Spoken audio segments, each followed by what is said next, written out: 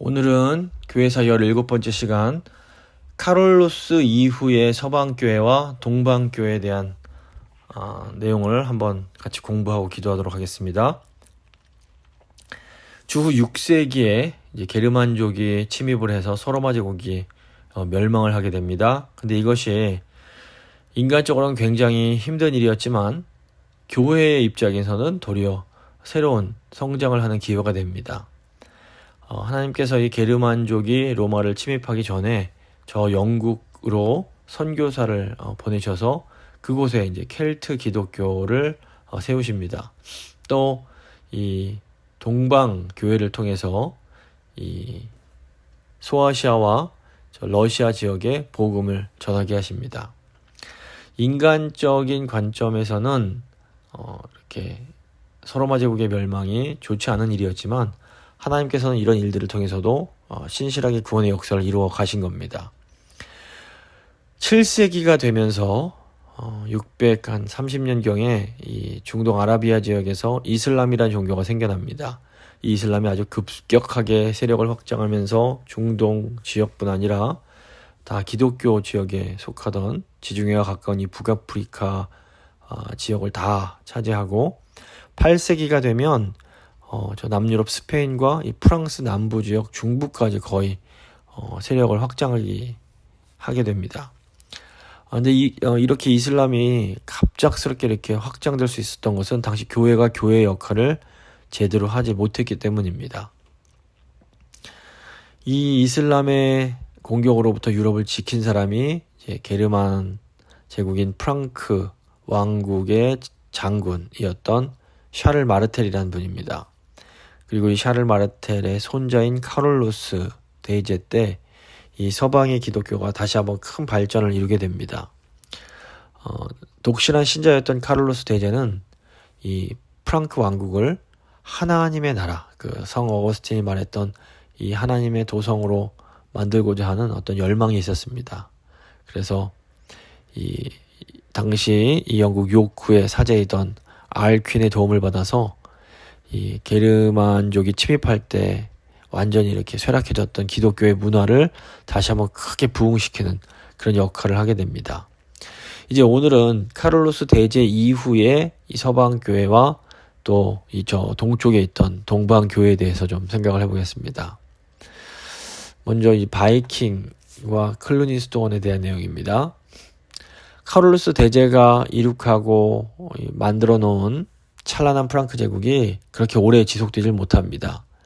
이 카롤로스 대제의 아들이었던 루이 왕은 개인적으로는 굉장히 경건했지만 아버지의 이런 정치적 그 카리스마는 담지를 못했습니다.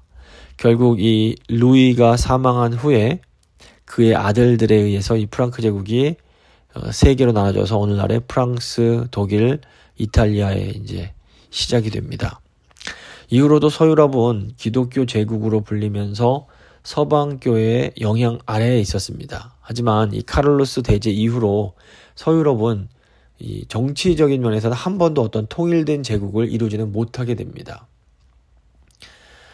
주 9세기 814년에 카롤로스가 죽게 되는데 이후로 이제 그 9세기, 10세기는 이 유럽의 아주 큰 혼란기라고 볼 수 있습니다.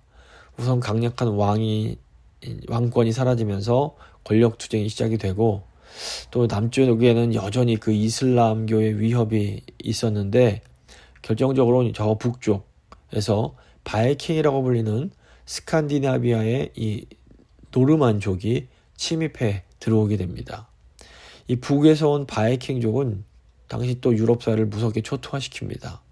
당시 바이킹족은 이 두개골을 쪼개서 죽일 만큼 아주 잔인한 그런 전사들이었기 때문입니다.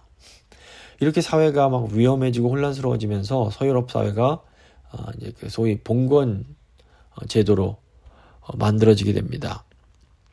힘이 없는 일반 농민과 백성들은 살아남기 위해서 이 군사력이 있는 영주의 밑으로 들어가게 됩니다. 이 영주 또는 봉주라고 불리는 이 사람들은 위험이 닥칠 때 자기들이 이 밑에 있는 이 기사들을 동원해서 백성들을 보호해 줍니다. 또 그 대가로 이 백성은 봉주의 토지를 경작을 하고 경작물의 일부를 봉주에게 바치는 겁니다. 이 서방 교회의 입장에서도 이 카를로스 대제가 죽은 이후 200년 정도는 아주 절망의 시기였습니다. 서방 교회는 이 게르만족의 보호를 받으면서 중세 초기의 번영을 이룹니다. 그리고 이 게르만족 사람들이 기독교로 개종을 했기 때문에 재산이 있는 사람들이 죽으면서 그 재산, 즉 뭐 땅을 교회에 헌금을 하고 죽게 됩니다. 그러면서 점점 교회와 수도원이 땅을 많이 갖고 부유해지게 됩니다. 근데 이제 북쪽에서 바이킹족이 이 유럽을 침입할 때에 이 교회에 가면 보물이 많다는 소식을 듣고 가장 먼저 교회와 수도원을 약탈하게 됩니다. 예배당을 불사르고 성직자와 수도사들을 살육하고 수녀들을 겁탈을 합니다. 그런데 더 이상 교회를 든든하게 보호해주는 카를로스 대제와 같은 강력한 왕이 없었습니다. 결국 교회도 스스로 자기들을 지킬 방법을 찾아야 했고, 이 교회가 자기들이 소유했던 땅의 일부를 이 싸움을 잘하는 기사들에게 나눠주고 그들을 봉신으로 삼고 이 성직자들이 봉주가 되게 되는 겁니다. 그리고 점점 교회의 소유물이 봉토화되고 세속화되기 시작했습니다. 문제는 이제 바이킹족이 다 이제 기독교로 개종을 하면서 사회가 안정되면 후에도 이 봉건 제도가 그대로 유지가 되었던 겁니다. 교회가 세속화되니까 시간이 가면 갈수록 이 힘이 센 영주들이 교회의 땅까지도 소유하고 싶은 그런 욕심이 생기게 됩니다. 결국 그들은 권력을 이용해서 교회와 어떤 결탁을 맺습니다. 군사력과 땅을 많이 가진 영주는 봉주가 되고 교회가 그 밑으로 들어가서 그 영주를 섬기는 봉신이 되었던 겁니다. 그러다 보니까 가장 높은 힘을 가진 영주 마음대로 교회의 성직자들을 임명도 하고 해고도 시키기 시작합니다. 결국 왕들이 교황을 자기들 마음대로 바꿀 만큼 이 세속적인 권력이 교회 안에 깊숙이 침투하게 됩니다. 나중에 가면 15년 동안에 17명의 교황이 교체될 정도로 교회가 엉망이 되어버립니다. 교회 안의 질서는 완전히 무너지고 성직자의 권위나 품위도 급속하게 떨어지게 됩니다. 교회는 말 그대로 권력 투쟁의 장으로 변하고 전혀 믿음이 없는 세속적인 사람들이 성직자가 되기 시작합니다. 그러니까 교회 겉모습은 있지만 교회가 어떤 영적인 그런 사명을 전혀 감당하지 못하는 그런 그냥 껍데기 기관이 되고 맙니다. 이런 영적인 암흑의 상태가 한 200년 가까이 지속이 됩니다. 하지만 놀랍게도 교회는 없어지지 않았습니다. 하나님께서 이 남은 자, 영적 그루터기를 남겨두십니다. 이 중세가 이렇게 혼란스러운 와중에도 이 프랑스에 있는 윌리엄이란 분이 저 프랑스 구석의 클루니라는 곳에 아주 조그만 수도원을 세우게 됩니다. 그리고 이곳에서 이 영적인 암흑기 동안에 수도사들을 철저하게 훈련시키면서 사람을 키웁니다. 이제 10세기가 되면서 바이킹의 후예인 노르만 국가들도 하나씩 기독교를 받아들입니다. 이 바이킹이 점점 기독교화되면서 11세기 중엽부터 이 서방교회가 야 이거 다시 교회를 제대로 개혁해야 되는 거 아닌가 이런 이제 생각들을 하기 시작합니다. 그런데 개혁을 하려고 보니까 교회가 너무 세속화돼서 교회 안에서 이 개혁을 수행할 수 있는 제대로 된 사역자가 하나도 없는 겁니다. 그런데 바로 이때 저 프랑스 구석에서 준비된 사람들이 있었던 겁니다. 클루니 수도원에서 140년 동안 열심히 사람을 키우고 있었던 겁니다. 결국 이 클루니 수도원에서 준비된 수도사들이 대거로 이 서방교회에 등용이 되면서 중세의 서방교회가 새롭게 갱신되는 일이 생깁니다. 좋은 사람들이 교회로 들어가니까 교회가 다시 살아나기 시작합니다. 저 구석에서 묵묵히 사람을 키웠던 것이 교회를 다시 살리는 원동력이 되었던 겁니다. 그래서 이렇게 저 총구석에 있는 클루니 수도원에 의해서 중세 교회가 다시 힘을 얻게 됩니다. 그런데 이제 교회가 이렇게 힘을 또 얻으면서 다시 고질적인 문제가 반복이 됩니다. 이 클루니 수도원에 의해서 이제 개혁된 이 교회가 이제 시간이 가면서 또다시 부패, 타락, 사체 모습이 나타납니다. 이렇게 타락과 이렇게 회복과 또다시 타락과 이런 것이 반복되는 모습을 보면 마치 구약의 사사기 시대가 생각이 납니다. 그럼에도 불구하고 저희가 이 중세교회, 이 9세기, 10세기의 역사를 보면서 기억해야 할 것이 무엇일까요? 결국 교회는 사람을 키워야 된다라는 겁니다. 교회의 사이즈가 중요한 것이 아니라 하나님의 뜻에 합당한 사람을, 실력 있는 영적인 실력을 갖춘 사람을 제대로 길러내는 것이 중요합니다. 저희 재봉교회에서 가장 속상하고 안타까운 것 중 하나가 이 목회자를 제대로 키우지 못한 겁니다. 재봉교회 신학교 교수님들이나 교회 그 어른들이 한결같이 하시는 말씀이 교회가 사람을 잘 키우지 못했다라는 말씀입니다. 물론 사실 현실적으로 어려운 상황들이 많이 있었습니다. 근데 이제 그 중에 안타까운 건 뭐냐면 교회 지도자들이 자기 자리를 지키겠다고 실력 있는 사람들을 우리 교회에서 내쫓았던 겁니다. 우리가 다시는 이런 어리석은 일을 반복해서는 안 됩니다. 물론 하나님께서는 이 암흑기 중에도 남은 자를 준비시키십니다. 하지만 남은 자를 준비시키시는 일도 하나님의 사람을 통해서 된다는 것을 저희가 기억해야 됩니다. 이 프랑스의 윌리엄이라는 사람이 하나님 앞에서 결단하고 이 클루니 수도원을 세우고 사람을 키우지 않았다면 중세 부흥은 불가능했을 수 있습니다. 그래서 바라기는 저희 교회 성도님들이 이 윌리엄 같은 믿음의 사람들이 되고 또 우리 교회가 남은 자를 키우는 이 중세 클루니 수도원의 이 사명을 좀 감당할 수 있으면 좋겠습니다. 이제 저 동방에 있던 동방교회에 대해서 좀 생각해 보겠습니다. 서방교회가 이 카롤루스 대제로 인해서 큰 부흥을 경험하고 다시 저 북쪽의 바이킹의 침입으로 인해서 쇠퇴를 경험할 그 기간, 동방교회는 어땠을까요?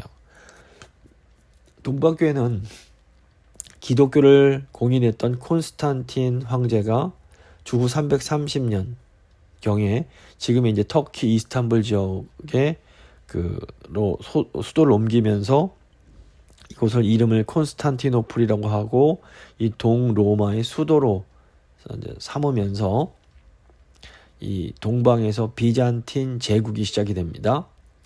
이 로마를 수도로 했던 서로마 제국은 476년에 게르만족에게 멸망을 당하지만 콘스탄티노플을 수도로 한 이 동로마 제국은 주후 1453년까지 거의 1000년 이상 계속해서 그 명맥을 유지하면서 고대 그리스 문화와 로마 제국의 정치 체제를 보존하는 역할을 합니다. 이 동방교회 역시 이 비잔틴 제국, 즉 동로마 제국과 함께 발전을 하게 됩니다. 초대 교회에 중요한 교구가 5개가 있었습니다. 이 중에서 저 서쪽의 로마를 제외한 콘스탄티노플, 안디옥, 예루살렘, 알렉산드리아 등 이 4개의 교구가 다 이 동방교회에 속해 있었습니다. 그런데 이제 7세기에 생겨난 이슬람교가 8세기에 급속하게 팽창을 하면서 이 콘스탄티노플을 제외한 나머지 교구들, 안디옥, 예루살렘, 알렉산드리아는 다 이렇게 이슬람으로 넘어가게 됩니다. 하지만 이 동방교회는 그리스와 러시아를 비롯한 슬라브 민족들에게 그 정교회라는 형태로 이 초대 기독교의 그 전통을 잘 유지하면서 이렇게 발전하게 됩니다. 서방의 로마 카톨릭 교회의 경우에는 이 교황 제도를 확립하기 위해서 초대교회에서 정해졌던 교리를 더 확장을 시킵니다. 하지만 동방교회의 경우에는 초대교회에 있었던 공의회, 니케아 공의회, 칼케돈 공의회 등 초대교회 7개의 공의회에서 확정된 신앙만을 이게 정통신앙이다 라고 인정하면서 더 이상 그 교리를 바꾸지 않습니다.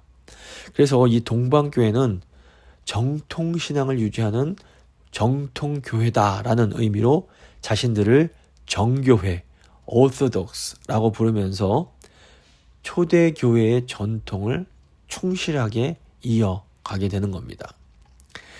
이 동방교회에서 이제 주 9세기 당시에는 이 서방교회는 이 노르만족의 침입, 바이킹의 침입으로 굉장히 힘들 때인데 이때 이제 체코 동부 지역인 모라비아의 왕자 그 로스티슬라브가 이 콘스탄티노플로 편지를 보내게 됩니다.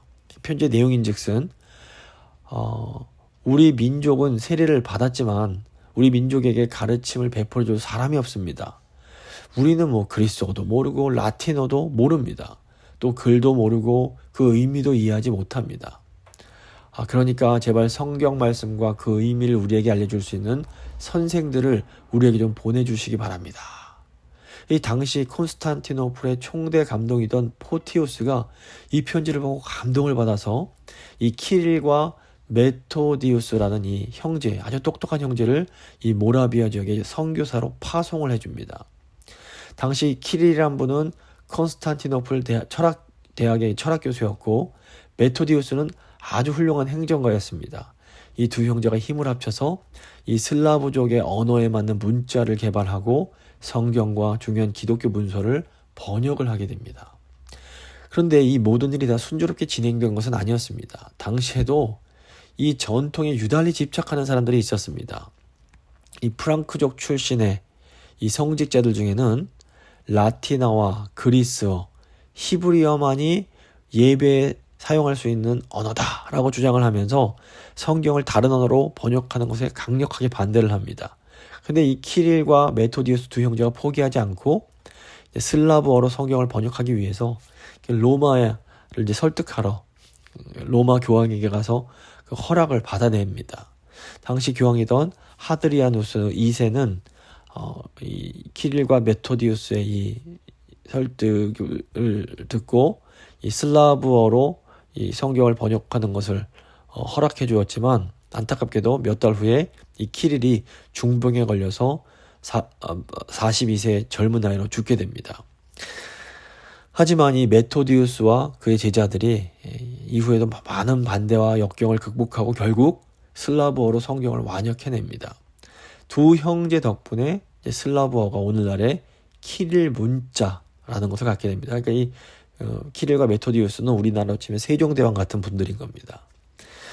현재 슬라브어를 사용하는 사람들이 4억 3,500만여 명이 된다고 합니다. 근데 이들이 이 두 사람의 노력 덕분에 모국어로 된 성경을 가지고 있습니다.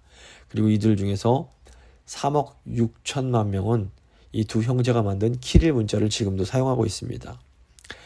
그리고 이제 주후 10세기인 945년경에 이 모라비아보다 더 동쪽, 그러니까 오늘날로 하면 러시아, 우크라이나, 벨라루스 지금 분쟁하는 이 지역을 포함하는 이 지역에 키예프 공국이라는 곳이었는데 이때 이제 이곳에 교회가 세워지게 됩니다. 그리고 이제 950년경에는 당시 러시아의 공주였던 올가라는 여인이 기독교로 개종을 합니다.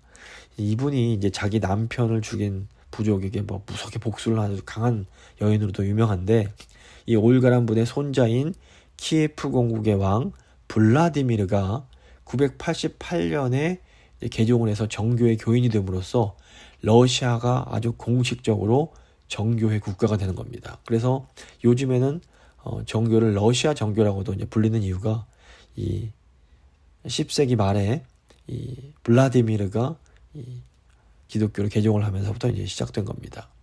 이후로 이제 이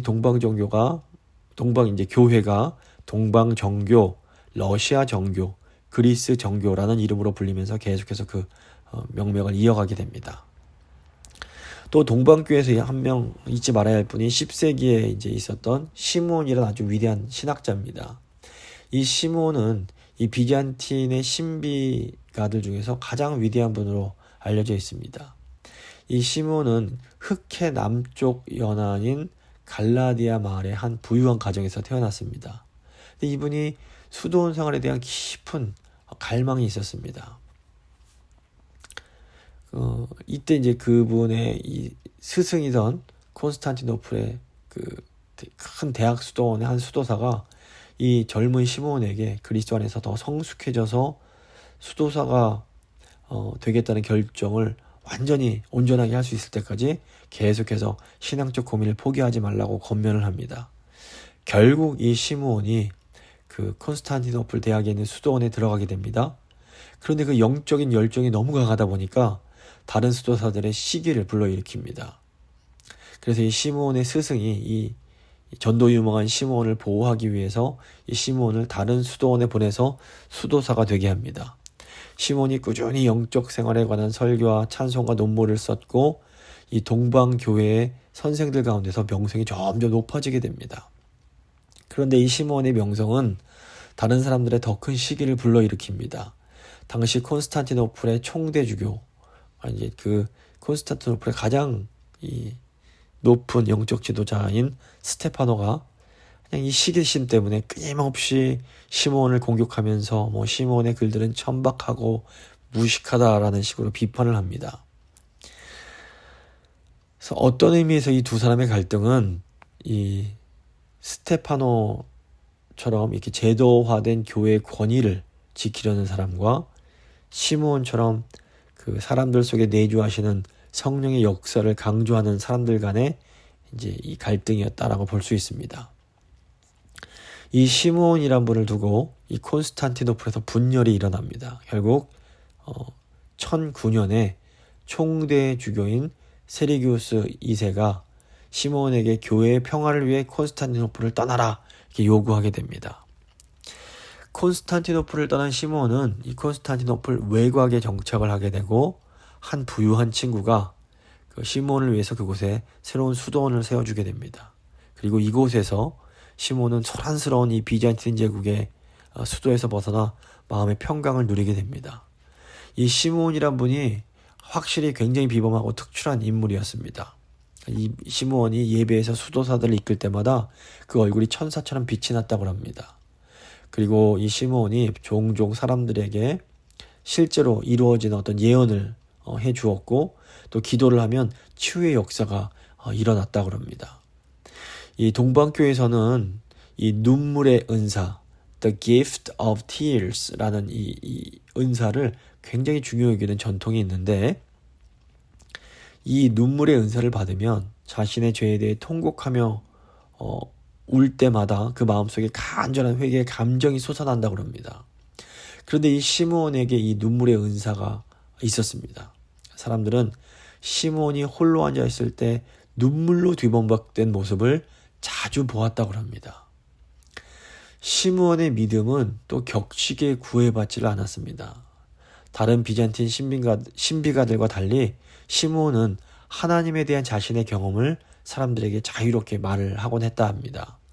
그리고 명목적인 기독교를 가차없이 비판하면서 변화된 삶으로 열매를 맺지 않으면 세례와 교회 출석은 영적으로 아무런 가치가 없다라고 대담하게 주장을 합니다. 시므온이 이제 이런 말을 남겼습니다.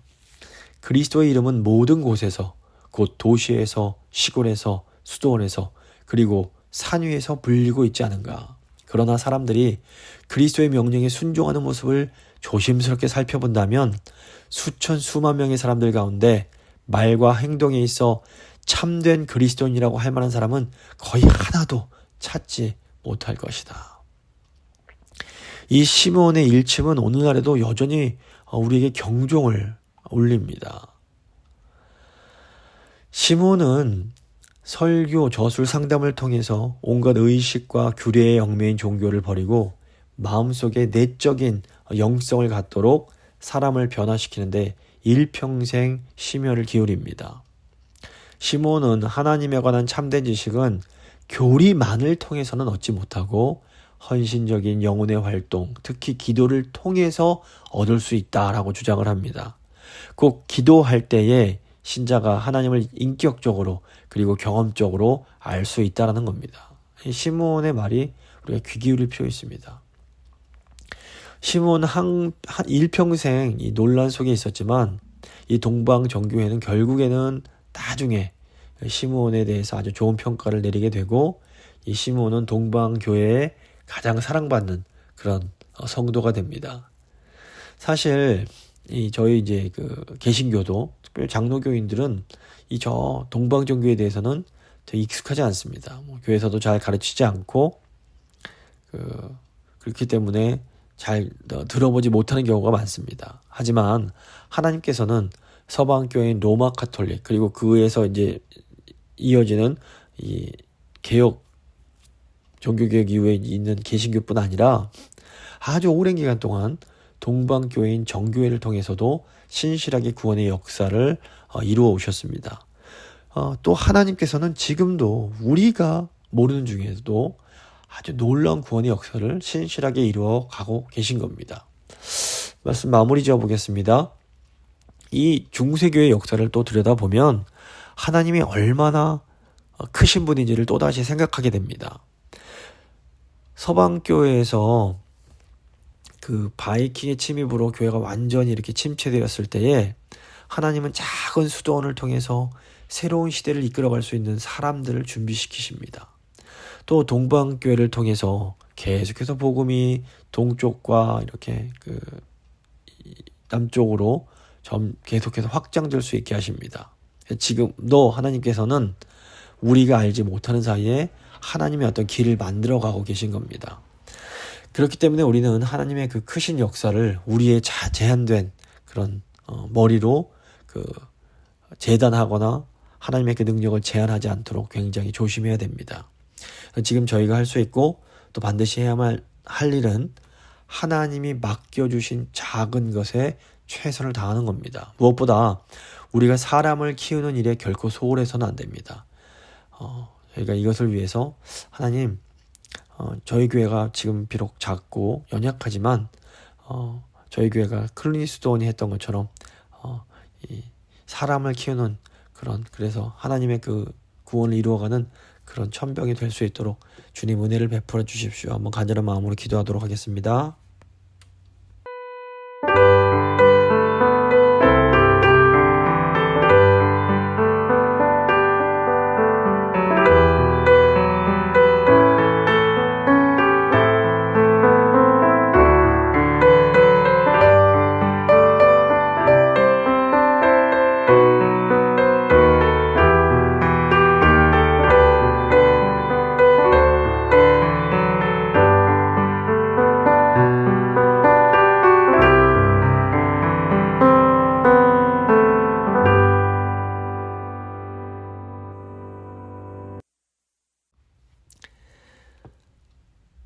위대하신 하나님 감사합니다.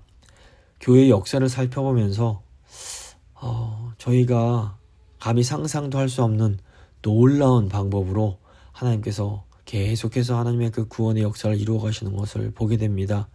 주님, 세상적으로 인간적으로 힘들고 답답한 시기, 암흑의 시대라고 불리는 때에도 하나님은 남은 자를 세우시고 또 남은 그루터기를 이어가십니다. 하나님, 바라옵기는 저희 교회가 그 남은 자, 그 남은 그루터기가 될 수 있기를 간절히 소망합니다. 저희 성도님들 한 분 한 분이 윌리엄과 같은 귀한 믿음의 사람들이 되게 하시고 저희 교회가 클리니스도원 같은 그런 사람을 키우는 그런 곳이 될 수 있도록 주여 은혜를 베풀어 주시옵소서. 또 동방교회를 바라보면서 하나님은 저희가 알지 못하는 그 순간에도 신실하게 구원을 이루어 가시는 분이심을 저희가 또다시 기억하게 됩니다. 주님, 지금도 어디에선가는 또 하나님의 그 은혜에 의하여 많은 사람들이 구원을 받고 있을 줄 저희가 믿습니다. 주님, 저희가 그 하나님을 더 신뢰하며 저희가 하나님께 쓰임받을 수 있도록 저희를 내어드리는 그런 저희가 될 수 있도록 주여 함께하여 주시옵소서. 감사드리며 귀하신 우리 주 예수 그리스도의 이름으로 기도합니다. 아멘.